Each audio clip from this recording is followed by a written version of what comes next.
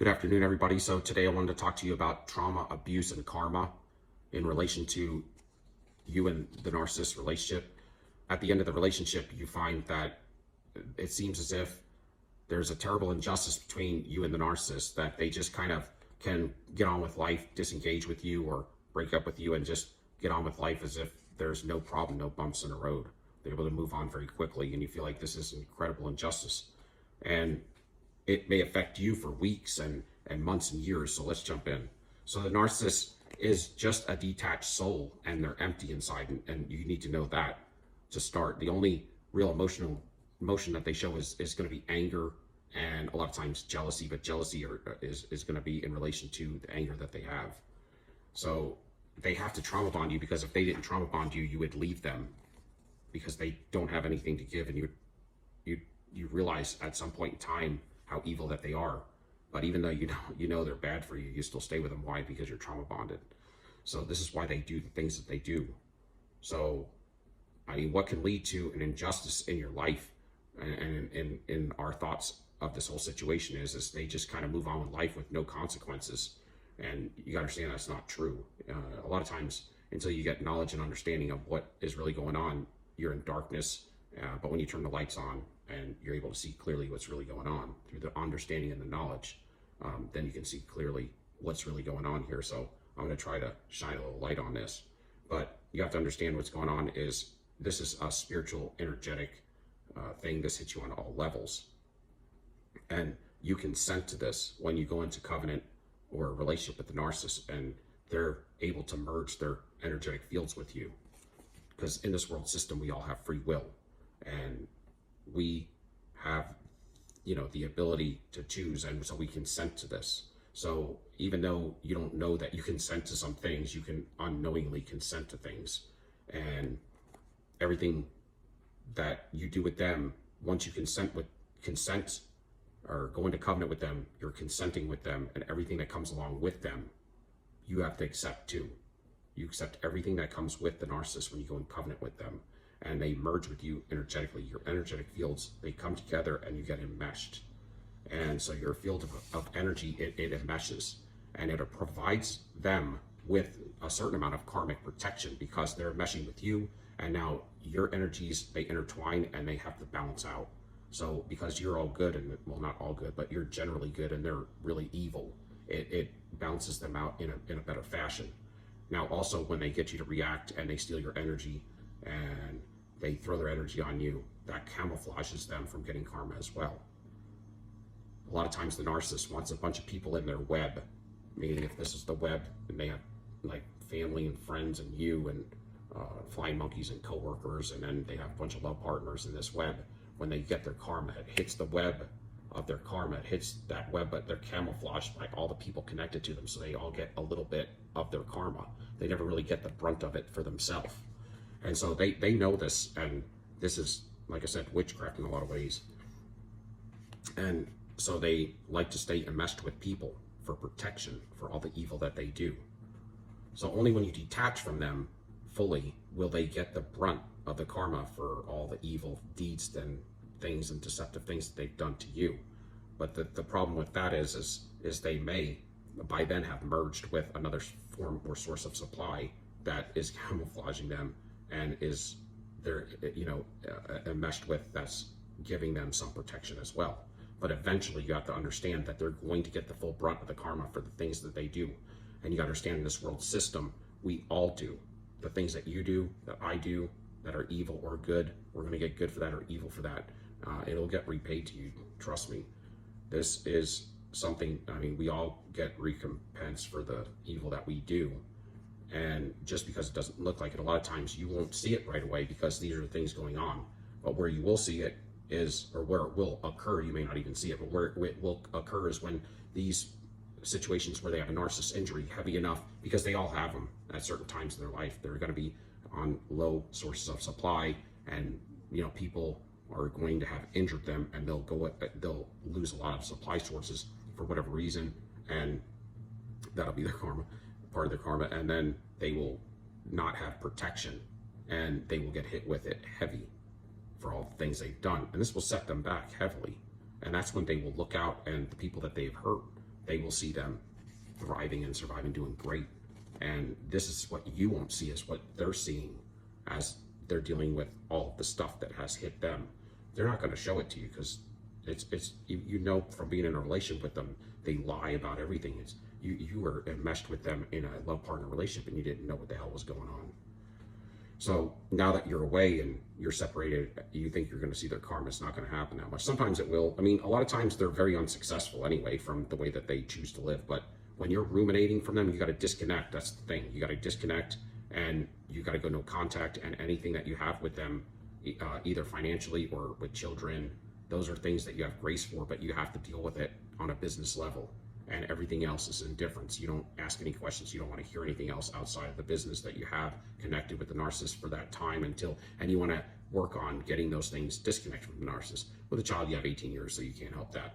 But when it comes to financially, if you can work on getting that resolved, which is difficult, anything with the narcissist is difficult when you're trying to get unattached from them. But in breaking this trauma bond, you're enmeshed with them until you get off that rumination. So you want to go no contact as quick as possible and you want to work on your healing. And you can't speed up the process a lot of times. A lot of times this process is just going to be a process you're going to have to go through. You can get stuck though. A lot of people get stuck when they don't heal, or they go back to the narcissist, or they want to believe the narcissist lies and get re-enmeshed with them, or they don't want to focus on their healing. So it's all up to you. So you want to take your energy back, your power back, your soul independence, and closure. We're going to talk about closure in a minute, but you got to know that if you want karma to occur for the narcissist, a lot of times you're still dealing with unhealed wounds, or you still have healing process to go. So if you want to know how you're doing in your healing process, that would be one of the focus points you can look at some point in time, when you don't care, whether you don't give a shit whether the narcissist gets their karma or not, because you don't even give a damn about them anymore. They're totally insignificant in your life and they're just trash because they choose to be whatever. But that's when you're healed, you see. But I mean, I don't blame you. To some degree, we all are like, man, all the stuff that they did to you, you're like, yo, I want to see them get something happen to them. But that's neither here nor there. You have to believe that there's justice in this world system. So if you don't believe that justice gets repaid, or injustices get repaid for what they do, then you're kind of warping your own thinking. So you don't want to go to that level. You want to know that God will get them paid back for the injustice that they do. We all have free will, and so this is a generational curse. So a lot of times you can go into covenant or consent to things and not know what you're doing. In this, we were kind of consented at birth through the generational curse, because that's why they call it that, because you have to pay for what your generations past have done, and they've done things that caused us to have to deal with narcissism. But when the glorious thing is, when you wake up to it, you're the curse breaker. That's why they call you the chosen one, where you don't become them. You hated this type of living when you were living around it as a child and as a young adult and stuff, and you believed in truth and justice and love and empathy. And so because of that, God allows you to wake up. But usually you don't wake up until you had some major betrayal through narcissism that causes you to wake up, because betrayal is the worst thing you can do in this world system. But you need to go no consent with this, and no consent would be the way that you operate in your life, which would be going no contact and follow the process. It's just like a divorce. There's a process for a divorce. You can't speed up a divorce to some degree. You can slow it down though, you see what I'm saying? So the energy is meant for you. Your energy is meant for you and your highest good. And what happens is the narcissist comes in and they're able to siphon all of your goodness and growth and healing and your values out of you. The narcissist gets through, and they get through making you vulnerable to being able to tap into your energetic field and to siphon this. They do that through manipulations. They do it through confusion. They do it through devaluing and degrading you, to getting you with their indifference, getting you to seek them for validation, and second guessing and lying, gaslighting, and cohesive control, and the hot and the cold. These are things that cause you to be vulnerable to this, because they get you confused and turn everything upside down in your life, and that causes disarray and pandemonium in your life, so that they can get into your energetic field and siphon it. So this is how it works, and that's why you start ruminating. This is a spiritual war, y'all. Narcissistic abuse is a spiritual warfare, and you're dealing with it in the physical form, and it's because it hits you physically, mentally, energetically, and spiritually. The effects they hit every part of your life, and they pull down your vibration. They take away your money, your value, your values, your everything, every part of your life, your health. They pull you down spiritually, and then you feel like a lot of times that they are a twin flame, your soulmate, because what they do is in the trauma bond phase of this, they mirror back to you everything that you want in a love partner, but it's all fake. It's inconsistent, and inconsistency is faking.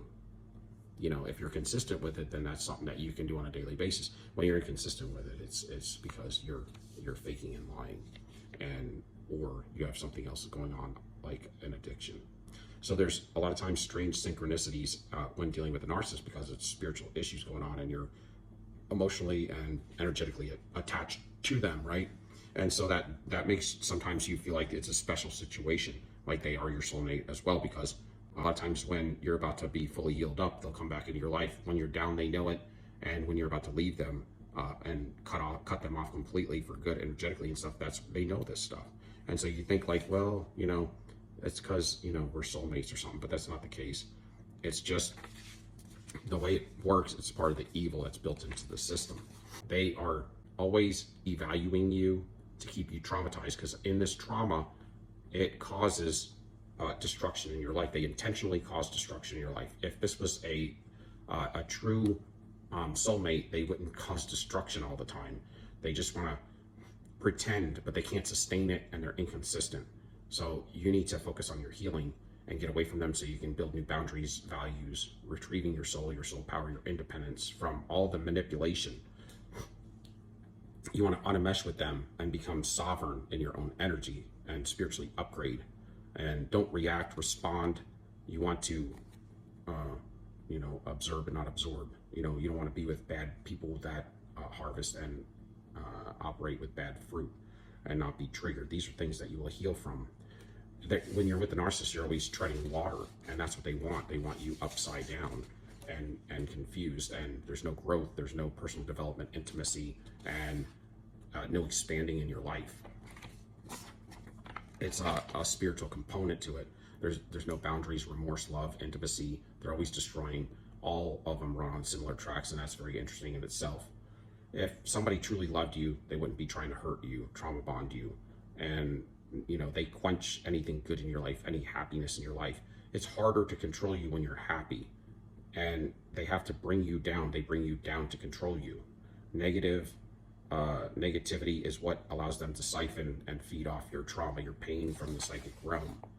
Jealousy is what they get whenever you get praise and recognition. It irritates them. It causes them to be angry because they have to be the center of attention. They're controlling through passive aggressiveness, through subtle ways, breadcrumbing, indifference, devaluing, degrading. All of these things cause you to now distort your life, manipulate you, and gaslight you.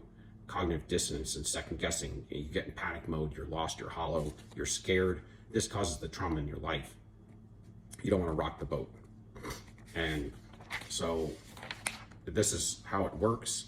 And when you get into the trauma is what it causes you not to expand, but to contract always. So the unresolved issues are things from your past that you will start to work on in your childhood. The no closure, you're going to give yourself closure because you know it's all a lie, and you're independent in your sovereignty. You don't need any answers from anybody. And these pathological liars and cheaters, you're going to go into your childhood and you're going to go deep inside, and you're going to deal with those unresolved issues, build good boundaries.